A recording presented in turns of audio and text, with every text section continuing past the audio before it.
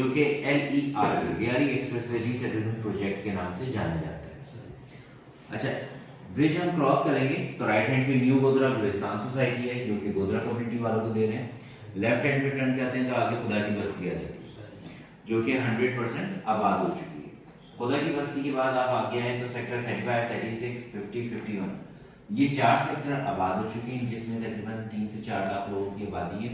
और जितनी भी डेवलपमेंट है यहाँ पे गैस, बिजली, पानी, सेवरेज, हॉस्पिटल, इमाम बारगाह, चर्च, मंदिर, वेजिटेबल मार्केट, फ्रूट मार्केट, गोरा कब्रिस्तान, मुस्लिम कब्रिस्तान, क्रिकेट स्टेडियम, सारी चीजें गवर्नमेंट ने बना कर दी। 50,000 रुपए की निकाली रकम दी कि जी आप आए, बनाएं और इस एरिया को आबाद करें। अच्छा, इन्हीं 4 आबादी वाले सेक्टर के बिल्कुल साथ दरमियान में एक 150 फीट रोड है। एक तरफ 4 आबादी वाले सेक्टर एक भाग है, एक तरफ सेक्टर 53, 54।